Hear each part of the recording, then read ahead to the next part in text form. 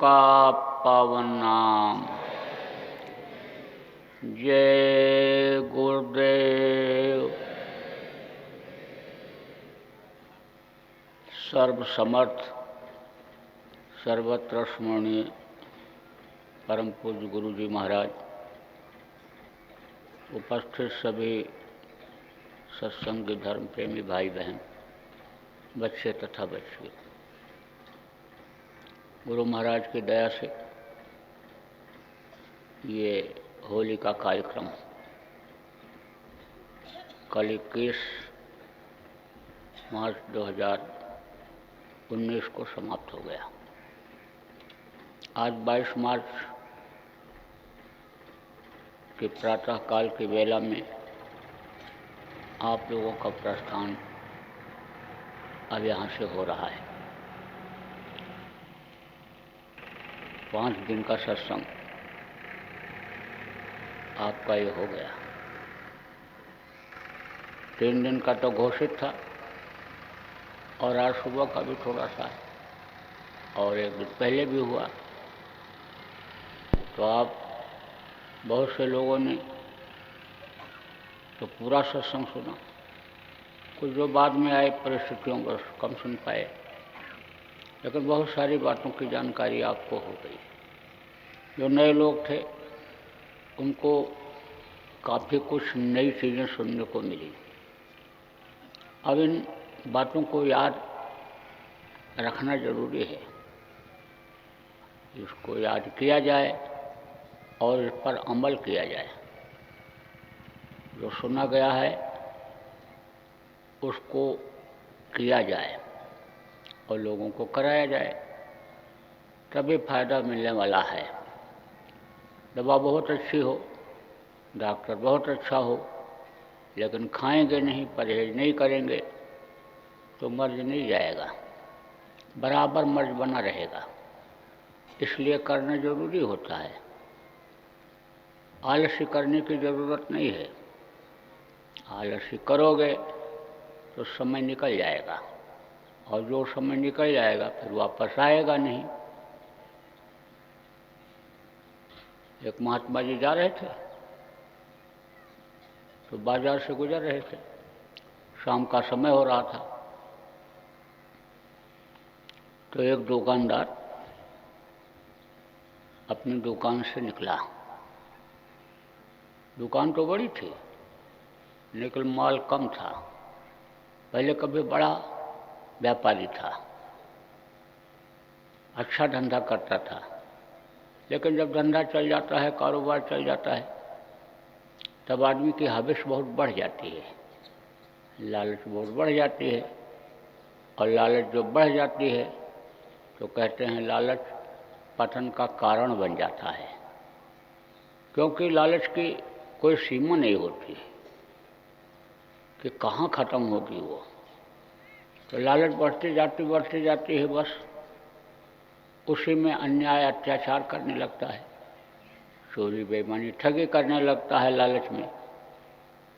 तो आप इस बात को समझो कि चोरी ठगी और ये बेईमानी जब आती है तो आप ये समझो कि उसी समय से जैसे क्षय रोग होता है, जैसे टीबी बीमारी होती है, लग जाती है तो अंदर अंदर अन्य समझ लो कि वो खोखला करती जाती है अगर उसका इलाज न किया जाए, और फिर वो बढ़ता जाता है मर्ज।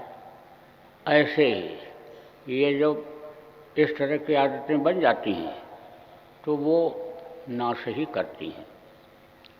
तो अब माली हालत ख़राब हो गई। पहले बहुत अच्छी थी, थोड़ा बहुत सामान रखा था दुकान में, बेचता था, रोटी चलाता था। तो देखा कि महात्मा जी जा रहे हैं। तो महात्माओं के प्रति श्रद्धा बहुत रहती है लोगों की, पहले से रही है। अब तो थोड़ी कम हो गई, क्योंकि इसी वेश में अन्य पैसा करने वाले लोग भी आ गए, धोखा देने वाले, बेईमानी करने वाले, ठगी करने वाले इस वेश में आ गए। लेकिन पहले ऐसा नहीं था। तो पैर छुआ और कहा, महाराज आज हमारे यहाँ ही रुक जाइए।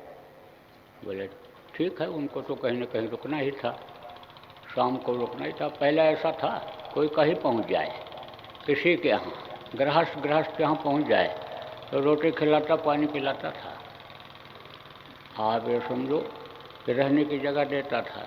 गृहस्थ लोग अपना धर्म समझते थे और महात्माओं के लिए तो कोई दिक्कत नहीं रहती, उनका तो श्रद्धा और सम्मान का स्थान था ही।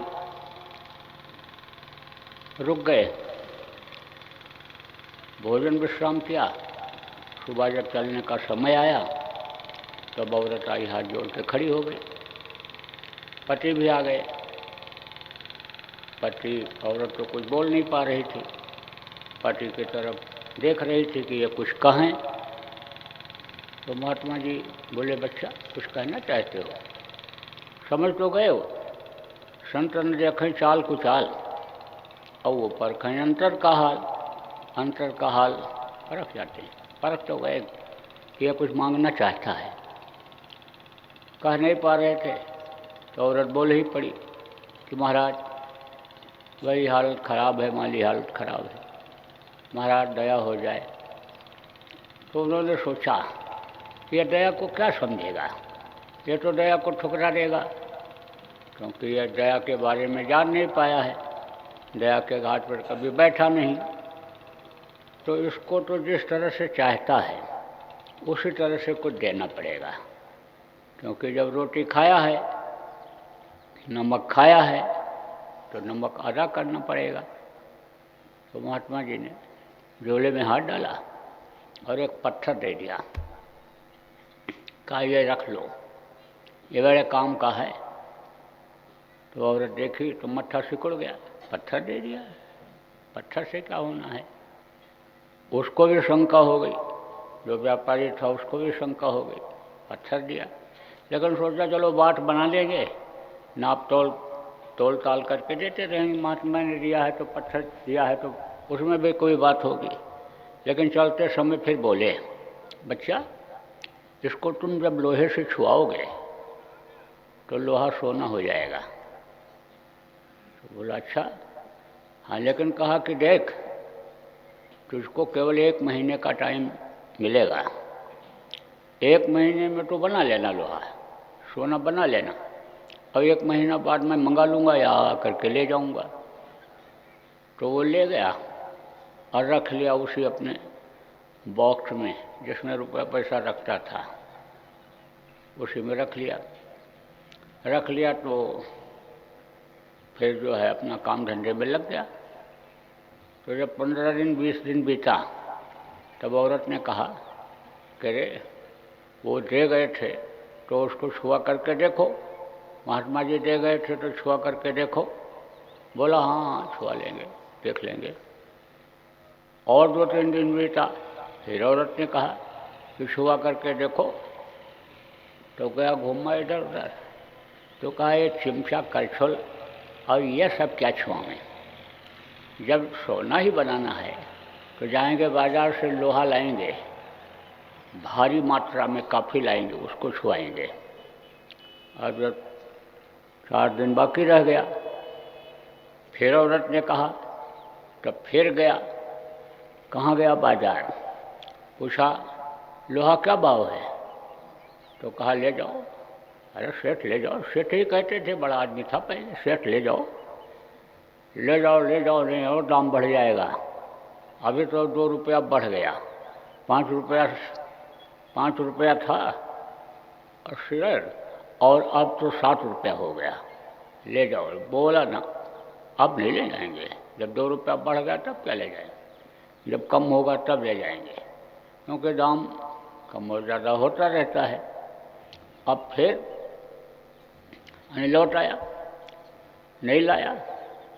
फिर सोचा कि भाई लाओ छुआ ही लें। तो फिर छुआने के लिए सोचा, तो लोहा वहीं पड़ा हुआ था, जंग उस पर लगा था। बोला ये सब कुछ नहीं, जाएंगे कल जाएंगे, और कल जाएंगे तो कल लेके ही आएंगे। अब जब वहाँ गया, फिर गया, जब 1 दिन बाकी रह गया, जब यह था कि बस अब आज छुआ लो तो छुआ लो, नहीं तो कल तक इसकी म्याद खत्म हो जाएगी। तो गया तो फिर उन्होंने कहा कि 4 आना बढ़ गया, 4 आना बढ़ गया। बोला नहीं 4 आना कब हो जाएगा, तो 7 ले जाएंगे, लेकिन चाराना कम हो जाएगा तब ले जाएंगे। साथ में तो मन बनाए थे ले आएंगे, लेकिन अब चाराना बढ़ गया तो लौट आया तो उसकी मियाद हो गई ख़त्म, महीना पूरा हो गया। तो उधर से महात्मा जी फिर जब लौटे तो देखे तो बोले तो तेरी तो वही हालत है, तो उन्हें तो छुआया नहीं, ला हमारा ला पत्थर ला दे दे, अब इसकी मियाद ख़त्म हो गई। ऐसे ही आदमी का जीवन खत्म हो जाता है, मियाद इसकी ख़त्म हो जाती है। जो सांसों की पूंजी 96 करोड़ खर्च करने के लिए मिलती है, यह खर्च सबकी होनी रहती है। अब ये ज़रूर है कि कोई 90 साल में जाता, कोई 100 साल में जाता, कोई 18-20 साल में ही चला जाता, कोई 40-45 साल में जाता है। सांस की पूंजी यानी जो जैसा खर्चा करता है उसी हिसाब से उसकी उम्र होती है। तो कैसे खर्चा होता है? बैठे 12, बैठे रहेंगे तो कम खर्चा होगा, चलेंगे तो 18, सो जाएंगे तो 36, और रति क्रिया से दूनी हो गई। भोग में बिताने से 72 बार खर्च होती है, ये अनुपात है। अब जो जैसा खर्चा होगा, जो जैसा खर्चा करेगा, उसी हिसाब से उसकी उम्र रहेगी, लेकिन खर्चा सबका होना है। और जब खर्च हो जाएगा तब कुछ हो नहीं सकता। फिर अब पछताए होत क्या, जब चिड़िया चुग गई खेत, यानी जब चिड़िया खेत चुग गई तो अन्य समझ लो पछताने से क्या होगा। आग जब लग गई तो कुआं खोद करके कोई पानी से उसको बुझा नहीं सकता है, इसलिए समय की कीमत लगानी चाहिए। तो यहाँ से जाने के बाद आप सब लोग समय की कीमत लगाओ, हर चीज़ का टाइम टेबल बना लो। जब गृहस्थ आश्रम में ही रहना है, गृहस्थी को आपको ही चलाना है, दुकान करते हो दुकानदारी करनी है, खेती करते हो खेती करनी है, नौकरी करते हो नौकरी करनी है, तो उसमें भी समय बचाया जाता है, उसमें भी समय की कीमत लगाई जाती है। देखो विद्यार्थियों को बचपन से ही समय की कीमत लगाने के लिए बताया जाता है, सिखाया जाता है। स्कूल में देखो घंटा लगता है कि हिंदी 1 घंटा, अंग्रेजी 1 घंटा, गणित 1 घंटा। इसी तरह से बच्चे भी जो अच्छे बच्चे होते हैं पढ़ने वाले, वो घर में भी टाइम टेबल बना लेते हैं कि इतनी देर ये विषय पढ़ेंगे, इतनी देर ये विषय पढ़ेंगे, इतनी देर ये विषय पढ़ेंगे, तो हर विषय के जानकार हो जाते हैं। अगर जो विषय अच्छा लगे उसी को अगर वो पढ़ने लग जाएं तो बाकी विषय में फेल हो जाएंगे। ऐसे ही जो आपको विषय अच्छा लग रहा है, खाने का विषय, पहनने का विषय, घूमने का विषय, भोग का विषय, बस उसी में समय ज़्यादा लगा देते हो, यह विषय आप छोड़ देते हो। असली विषय जहाँ से डिग्री मिलनी है, जहाँ से सर्टिफिकेट मिलना है, वह विषय आप छोड़ देते हो। यह ऐसा सर्टिफिकेट है, यह ऐसी डिग्री है कि ये जहाँ भी आप दिखाओगे वहाँ आपको कोई नहीं रोकेगा। आपको पासपोर्ट वीज़ा मिल जाता है, कहाँ जाने का, ऊपरी देशों में जाने का, ऊपरी लोकों में जाने का, तो उसको आप नहीं ले पाते हो। इसलिए आप टाइम टेबल जीवन का बनाओ। सुबह उठेंगे, हाथ मुँह धो लेंगे और भजन ध्यान सुमिरन थोड़ी देर कर लेंगे, तब तक उजाला होने का समय हो जाएगा। लोगों को इकट्ठा करेंगे, आवाज़ लगाएंगे, चलो भाई चलो चलो चलो प्रभात फेरी में चलो।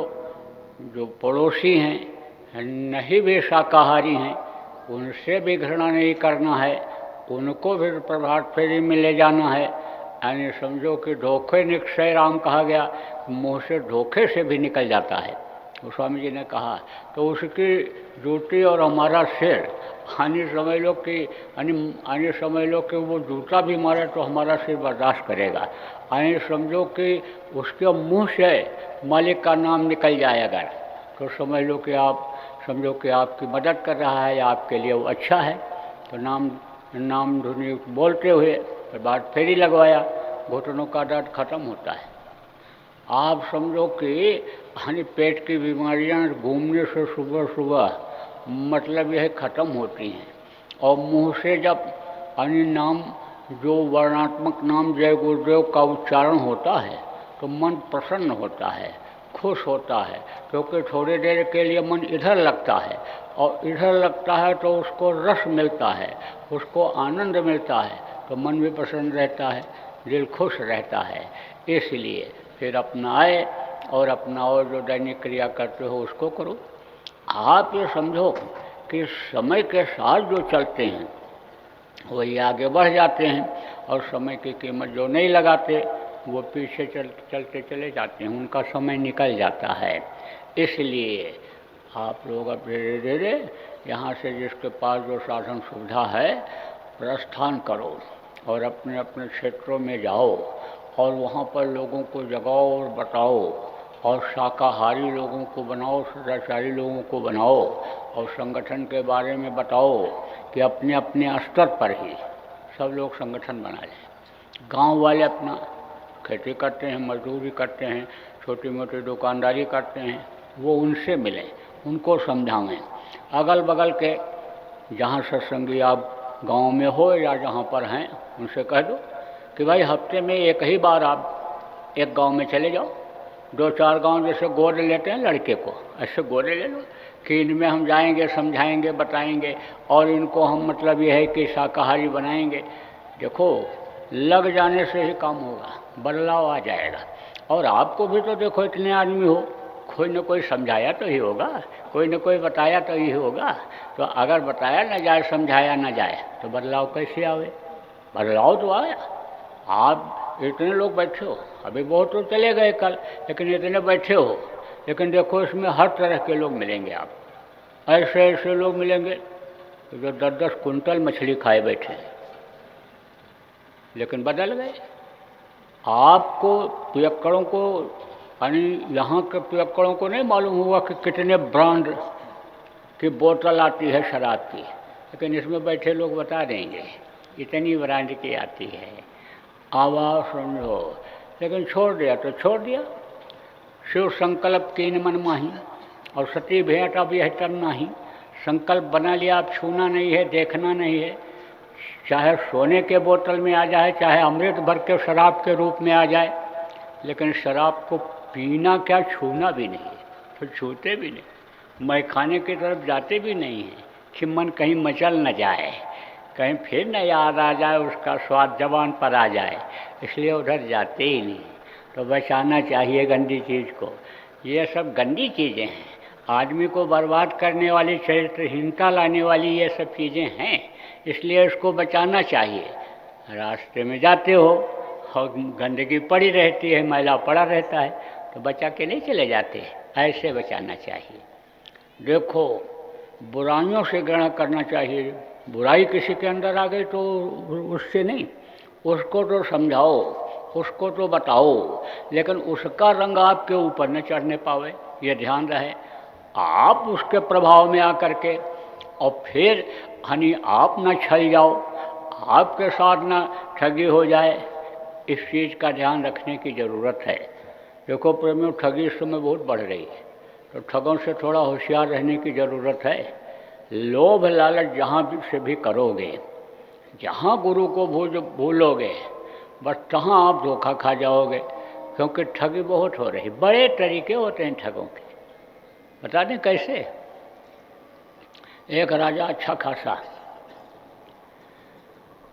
बस दरबार में बैठा हुआ था, धनी मानिए राजा लोगों को क्या, बैठा हुआ था, तो एक ठग पहुंचा। कहा राजन, आप ये यहाँ इस देश का कपड़ा पहनते हो, आपकी तो बड़ी महिमा है, आपको तो बहुत लोग जानते हैं, लेकिन कपड़ा यहाँ इस देश का पहनते हो, ये अच्छा नहीं लगता है। तो बोले तब कौन से देश का पहने? बोले इंद्र लोक का कपड़ा पहनो, इंद्र जैसे आप लगो। तो उन्होंने कहा भाई इंद्र लोक का कपड़ा कैसे होता है, कहाँ से मिलेगा? बोला मैं लाऊंगा, इंद्र लोक का कपड़ा आपको पहनाऊंगा। तो कहा कि नहीं नहीं, हमको नहीं चाहिए। मंत्रियों ने कहा सरकार आप इंद्र लोक का नहीं पहनोगे तो कौन पहनेगा? अरे हमको भी खुशी रहेगी कि इंद्र जैसे हमारे महाराज जी दिखाई पड़ रहे हैं, राजा साहब दिखाई पड़ रहे हैं, तो ये हुआ कि ठीक है ले आओ। तो कहा कि उस समय सस्ते ज़माने में कहा लाने के लिए, जाने के लिए, मेहनत के लिए और कीमत के लिए उसके 1 लाख रुपया लगेगा। और फिर अगर और महंगा मिलेगा, क्योंकि पूरा पोशाक लाएंगे वहाँ से, और महंगा मिलेगा तो कुछ और देना पड़ेगा। राजाओं को पैसे कमी, अरे मेहनत करके कोई पसीना बहा करके लावे तब तो दर्द रहे, और फ्री मिल जाए तब कौन दर्द है, उड़ाओ। बोले हाँ ठीक है ले आओ। तो दूसरे दिन आया, ओ बढ़िया चमचमाता बक्सा ले करके, और ला करके लोगों के सामने वहीं दरबार में रख दिया और कहा देखो इसके अंदर इंद्रलोक के कपड़े हैं और हुजूर को मैं पहनाऊंगा, लेकिन शर्त यह है कि जो असली माँ बाप का होगा वही देख पाएगा। अब बड़ा मुश्किल। अब उसने खोला, नाटक किया, बक्से के अंदर कुछ नहीं है, लेकिन नाटक किया। कहा ये देखो ये ताज है, ये देखो, ऐसे रख दिया। फिर कहा ये देखो ये कोट है, देखो कितनी अच्छी कोट है। अब सब लोग बोल दिया हाँ बहुत अच्छी है। कौन दूसरे से कहलवावे, हमको नहीं दिखाई पड़ रहा है। शंका सबको हो गई, कहीं गड़बड़ न हो गया हो, कौन देखता है। अरे कोई देखता है अपने माँ बाप, कुछ नहीं। वो तो माँ बाप पहचान कर आते हैं तब पहचान होती है, दुनिया का यही हाल है। फिर दिखाया, कहा देखो ये कितनी बढ़िया धोती है, ये देखो। अब भैया सब लोगों ने कहा हाँ हाँ है। राजा भी शंका में पड़ गया कि कहीं मेरे लिए भी न कुछ गड़बड़ रहा हो। वो भी कुछ नहीं बोला। अब उसने नाटक किया, उतारा ताज रख दिया और कहा देखो अब ये देखो, देखो ये लगाता हूँ इसे, ये देखो, देखो सब लोग। राजा साहब तो हजूर साहब तो देख नहीं पाएंगे अपने को, आप लोग देखो ये ताज कितना बढ़िया है, कितना अच्छे लग रहे हैं। बोले हाँ बहुत अच्छे लग रहे हैं, वाह क्या कहना है। उसके बाद फिर उनका वो कोट भी उतार दिया, कुर्ता भी उतार दिया और पहना दिया, ऐसे ही डाल करके पहना दिया। उसके बाद धोती भी खोल दी, लंगोटी भी खोल दिया। आप तो जैसे पैदा हुए थे वैसे हो गए। अब फिर उठ करके पहुंच गए, वहाँ गए। रानियों ने देखा तो कहा अरे भांग पी के आ गए, ऐसे आ गए, ऐसे कैसे आ गए, कहाँ से आ गए, ये क्या हुआ। राजा का कपड़ा कौन तुरवा लिया, राजा का कपड़ा कौन तुरवा लिया। अरे बोले तुम असली माँ बाप की होगी नहीं, इसलिए तुमको नहीं दिखाई। तो कहे आखिर बात क्या है। क्या देखो इंद्र का पोशाक पहने हुए हो, इंद्र देश के कपड़े हैं, इंद्र लोक के, ये इंद्र देश के कपड़े हैं, देखो तुम पहना हूं। बोले सरकार, बोले रानी, बोले सरकार कपड़ा आप चाहे जहाँ का पहनो, लेकिन धोती अपने देश का पहनो। तो ठगी ऐसे करते हैं, धोखा दे देते हैं, ऐसी बात बोल देंगे कि आप किसी से कह नहीं पाओगे फिर, और ठग करके लेकर के चले जाएंगे, नौकरी लगवा देंगे, प्रमोशन करा देंगे, और जो है 1 का 4 गुना करा देंगे। और दे दो बस, माँ मर रही है, बुढ़िया मर रही है, बस ऑपरेशन कराना है, औरत की तबीयत खराब है, अब ऐसे समय पर नहीं मदद करोगे तो कब करोगे, कैसे सत्संगी हो। हर तरह की बात करते हैं, ट्रेंड हो जाते हैं और फिर लेकर चले जाते हैं। अब जो ठग जाता है, अगर होशियार होता है, कहने में आ गया, ठग जाता है, तो फिर वो ठगी करता है। वो तो किसको खोजता है, रिश्तेदारों को, सत्संगियों को निकालता है पैसा कि हमारा इतना चला गया। अब जब उतना आ गया, पूरा हो गया, तो कहता है अब और आ जाए हमारे पास, और ज़्यादा है। बस धंधा छोड़ करके, काम छोड़ करके ठगी में ही लग जाता है, क्योंकि बातों से ही तो निकल आता है। पहुँच गए, ध्यान लगाए बैठे, कपड़ा डाल लिया ऊपर से, 2 घंटा 3 घंटा बैठे। अरे क्या कहना, जब कपड़ा हटाए आँख खोले ऐसी बातें करने लगे, मालूम पड़ा सतलोक से ही उतर के आ रहे हैं। बस सत्संगियों को विश्वास हो जाता है कि सत्संगी हैं और इतना भजन करते हैं और बातें करते हैं। कोई कोई तो हम लोगों का भी नाम ले लेते हैं, महाराज जी ने भेजा है, महाराज जी ने कहा है, और ज़रूरत पड़ी कहीं तो फ़ोन से भी बात करा दिया। तो लोग समझेंगे भाई महाराज जी देखो बात कर रहे हैं। आप 2 आदमी 4 आदमी इकट्ठा कर लिया और फिर उनको सुनाया, उसके बाद फ़ोन किया, महाराज जी ज़रा सुना दीजिए, ये बैठे हैं, ऐसे हैं, ये नए लोग हैं, ये हैं वो हैं। अब उनको पक्का हो गया कि ये वहीं के आदमी हैं, और पैसा लेकर चले गए। एक बार जब थकता आदमी फंस जाता है तो निकालने के लिए बस देते रहता है कि बस मिलने ही वाला है, लेकिन ये पैसा हमको जमा करना है, ऐसा करना है, इतना जमा हो जाए बस हमको मिल जाए, कर्जा मिल जाए, बाकी है ये हो जाए वो हो जाए। यही सब आजकल हो रहा है। अभी कल भी एक आदमी कह रहा था 20 लाख रुपया फंस गया। रोज़ कहता हूँ, कितने दिन से चिल्लाता हूँ मंच से, लेकिन तो भी थक जाते हो। क्या बताया जाए आपको, बात याद नहीं रखते हो। बात को तो याद रखना चाहिए आपको, जो कहा जाए उसको भूल जाते हो। तो अब तो मैं मंच से बराबर बोलता हूँ इस बात को कि ठगना मत। इसीलिए बोलने लगा कि कहाँ तक सुन पाऊँगा कि दया करो मिल जाए। सत्संगी ले गया, मामा का लड़का ले गया, चाचा का लड़का ले गया, ये ले गए वो ले गए। इसलिए थोड़ा सा लोगों को भी इस बात को बताना कि थोड़ा होशियारी रखेंगे और लोभ लालच ज़्यादा नहीं करेंगे। प्रारब्ध पर विश्वास करो अपने, प्रारब्ध में जो होगा वो तो मिलेगा मिलेगा। और गुरु की जब दया हो जाती है तो प्रारब्ध से बाहर की भी चीज़ जो ज़रूरत की होती है वो मिल जाती है।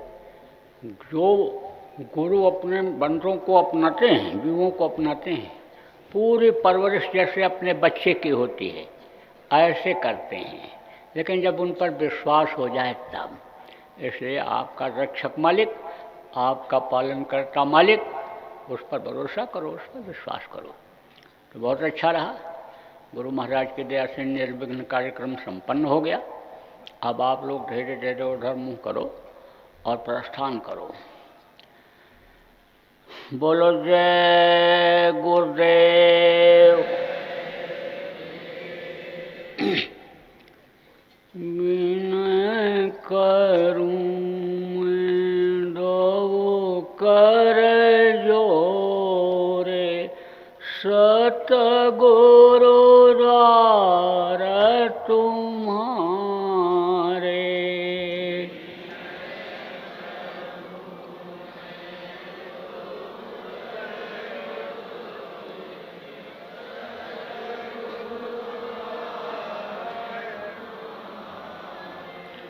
विनघृत दीप आरती साजूं, दो आँखियाँ मझधारे।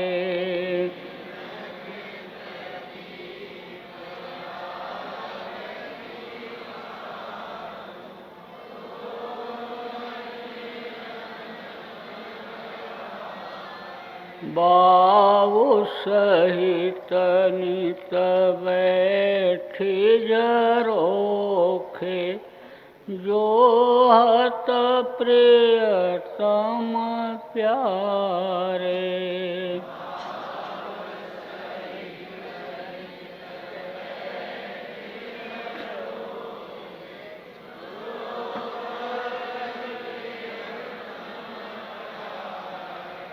पगध्वनि सुनहुं श्रवण ही अपने, मन के काज विसारे।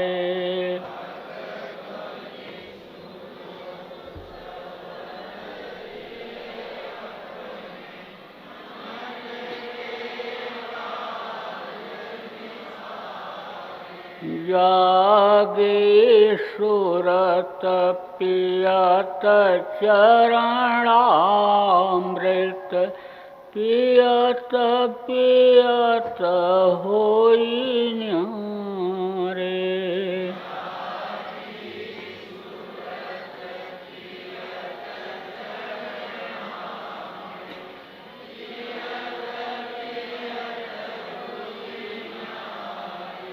घंटा शंख मृदंग सारंगी बंशी बीन सोनारे।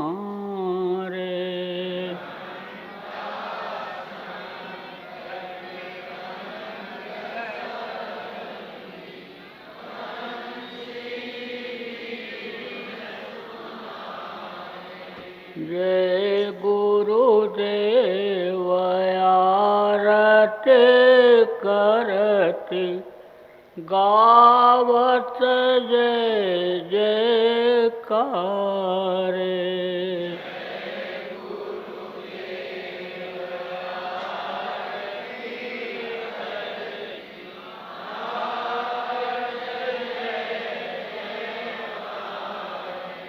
विनय करूं मैं दो कर जोरे, सतगुरु द्वार तुम्हारे।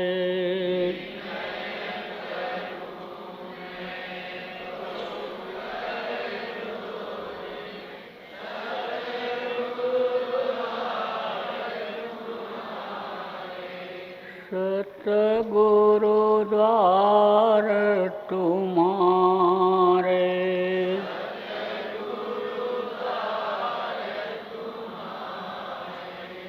जब इस जीवात्मा को संत सतगुरु याद दिला देते हैं अपने घर को, अपने मालिक को, तब ये अंतर में प्रार्थना करने लगती है। यहीं घाट पर बैठ करके तीसरे तिल पर पिंडी 10वां द्वार जिसको कहा गया, यहीं से प्रार्थना करती है।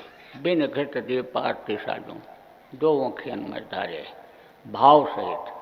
भाव कहते हैं कि भाव प्रमुख चीज होती है, भाव से ही भक्ति होती है। भाव नहीं बन पाती है तो भक्ति आने समय लोग का लाभ नहीं मिलता है। भाव ही प्रमुख चीज है। भाव ही तो खराब हुआ था द्रौपदी का। जब महाभारत खत्म हुआ तो कृष्ण ने कहा यशमेध यज्ञ करो। यज्ञ करोगे जब, तब तुम्हारे कुछ पाप क्षमा होंगे, और नहीं तो मानव हत्या का पाप लगेगा। तो उन्होंने यज्ञ किया युधिष्ठिर ने, और कृष्ण ने कहा कि जब सब लोग खा लेंगे, पूरे राज्य के सब लोग खा लेंगे, तब घंटा बजेगा। सबको बुलाया, लोग खाए लेकिन नहीं बजा। कृष्ण से पूछा क्यों नहीं बजा? बोले सुपच ने नहीं खाया है। सुपच महात्मा थे, छोटी जाति के थे, जंगल में रहते थे, तो महात्माओं को कोई खाने पीने का चक्कर नहीं रहता है।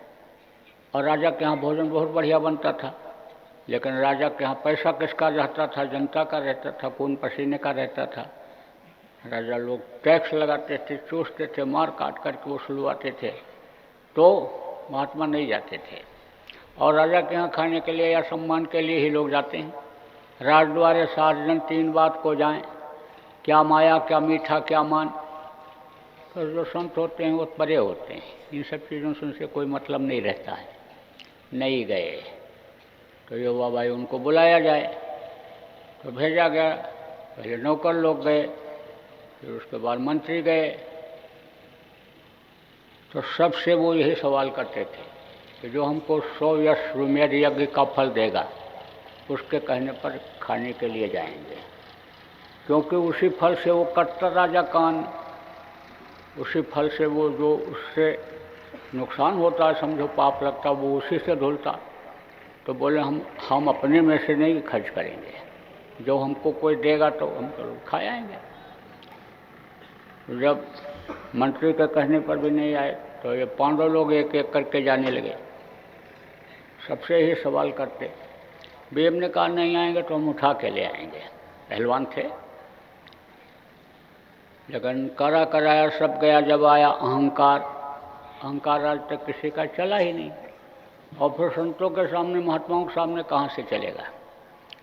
पहुँचते ही उन्होंने देखा तो कहा संत देखें चाल कुचाल, परखें अंतर काल। देखते ही समझ गए अहंकार में आया है उठा के ले जाने के लिए। तो वहीं खूंटी के ऊपर माला टंगा हुआ था। कहा रे भीम, सुपज ने कहा भीम वो माला जरा उठाओ। माला नहीं उतार पाए खूंटी पर से, थक गए, हार गए, पसीना पसीना हो गए, कुछ नहीं बोले, चुपचाप लौट आए। अब कोई विकल्प नहीं रहा तो द्रौपदी ने कहा अब आप सब लोग अगर कहो तो हम जाएं, क्योंकि पहले की औरतें जो थी वो पतिव्रता थी, पति के आदेश का पालन करती थी, उनके कहने में चलती थी, उनके आदेश के बगैर घर से कदम आगे नहीं बढ़ाती थी। अब तो मर्यादा खत्म हो गई, न सिर पर कपड़ा रखना और न तन को ढकना। अरे शोभा तो आदमी हो चाहे औरत हो, कपड़ा पहनने से ही होती है। आभूषण क्यों पहनाते हैं कि सुंदरता आ जाए। दुल्हन को देखो क्यों सजाते हैं, दूल्हा को क्यों सजावट करके बढ़िया पहना के अच्छे लगेंगे देखने। लेकिन अब तो कुछ नहीं, एकदम कुछ पता ही नहीं चलता। पहले ऐसा नहीं था। पहले क्या था, एक धर्म एक व्रत नेमा और पति पद प्रेम। एक धर्म एक व्रत नेमा, काय वचन मन पद पद प्रेमा। पति के पैर के अलावा और किसी के चरण को या किसी के चेहरे को देखती नहीं थी औरतें। अब क्या हो गया, एक धर्म एक व्रत नेमा और काम छोड़ सब चलो सनेमा। तो पहले ऐसा नहीं था। तो लोगों ने कहा अच्छा ठीक है भाई जाइए, बाप के अलावा और कोई विकल्प भी नहीं, कोई रास्ता भी नहीं। तो बना के रख दिया भोजन 36 प्रकार का। भोजन बनाने में बहुत माहिर थी द्रौपदी, स्वागत सत्कार में बहुत माहिर थी, और होना भी चाहिए, सेवा भाव होना चाहिए। एक एक कला है, कला से दिल जीत लेता है, और कला के साथ भाव अच्छे होने चाहिए। भाव जब अच्छा रहता है, सूखी रोटी ही बना देती है कोई, तो उसमें बहुत स्वाद मिलता है, आनंद आता है।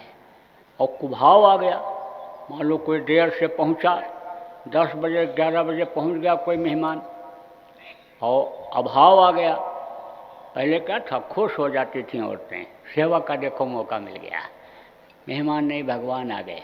अब कहती हैं टेंशन आ गई, कब बनाएंगे कब खिलाएंगे, आना था तो जल्दी आ गए होते, टेलीफोन कर दिए होते, बताओ टपक पड़े रात को सोने के टाइम। पहले ऐसा नहीं था। तो जब प्रेम से कोई चीज़ बनाते खिलाते हैं तो बहुत माहिर थी स्वागत सत्कार में, और उसमें भाषा भी बहुत मृदु थी, मृदुल भाषा, मृदु भाषा थी। तो अब आगे हम लोग के बना करके रख दिया, और रख करके गई, हाथ जोड़ के खड़ी हुई, महाराज चलिए। तो द्रौपदी से भी वही सवाल किया, कौन सा है? वही जो सबसे करते थे कि जो 100 अश्वमेध यज्ञ का फल देगा उसके कहने जाएंगे। तो द्रौपदी ने कहा महाराज आप ही लोगों ने सुनाया, समझाया, बताया, लिखा पढ़ा, जो कुछ आप ही लोगों ने संतों ने, कि संत दरस को जाइए तज ममता अभिमान, और जो जो पग आगे बढ़े कोटनी यज्ञ समान। तो अब आप गिन लो, आपका संत का दर्शन में करने के लिए आई, और कितना कदम चल करके आई, कितना फल हमको मिला होगा, अब इसी में से आप ले लो। सब मजबूर हो गए, बोले अब तो चलने पड़ेगा। गए, 3600 प्रकार का भोजन रख दिया। और जब भोजन रख दिया और खाने को हुआ, तो उन्होंने क्या किया, सबको एक में मिला लिया, ऐसे सबको, और मिला करके खाने लग गए। क्योंकि उनको स्वाद का तो मतलब होता नहीं, पेट भरना होता है। पेट भरना होता है तो भर लेते शरीर को चलाने के लिए।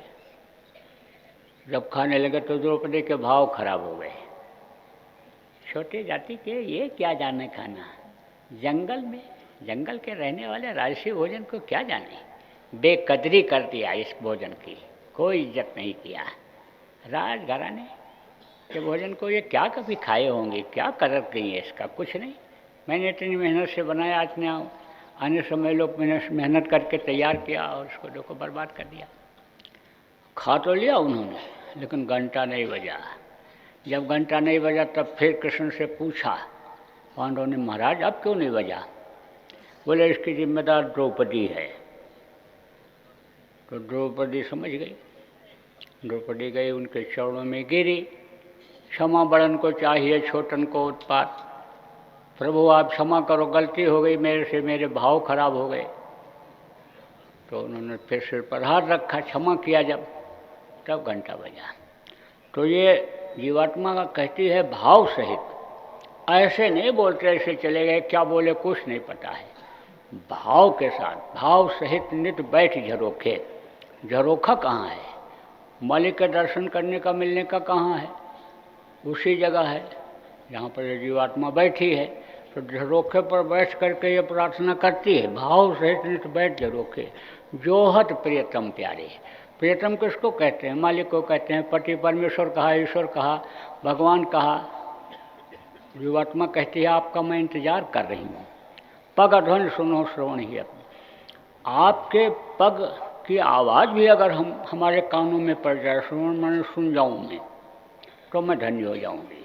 अब मुझे आशा बन जाएगी कि आपने मेरे ऊपर दया किया और यहाँ पर आए, और जब आपका आना जाना मेरे पास शुरू हो गया, तो जब मेरी दीनता को आप देखोगे और दया आ जाएगी, तो किसी दिन आप हमको लेकर भी चले चलोगे, आपके साथ में चली जाऊंगी। जीवात्मा कहती है कि मैं आपके साथ चली जाऊंगी।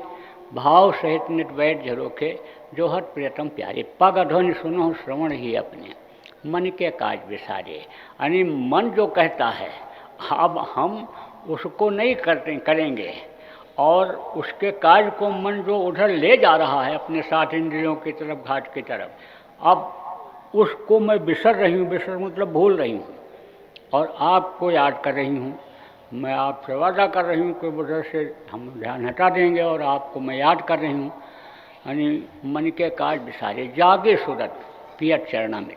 जब सूरत जग जाती है और इस तरह का भाव हो जाता है, आप तो सोते रहते हो ना, गृहस्थी में रहे अभी तक सोते रहे, अभी जाओगे फिर वहीं वैसे हो जाओगे, एक तरह सोते हुए। यहाँ जब आते हो, सुनते हो या सत्संग सुनते हो या पढ़ते हो गुरु महाराज के सत्संग को, तब अन्य समझ लो कि जागृति आती है, और नहीं तो एक तरह से सुप्तावस्था रहती है। तो सूरत जाग करके कहती है, जगी जब, तो कहते हैं कि जागे सूरत पियत चरणा में।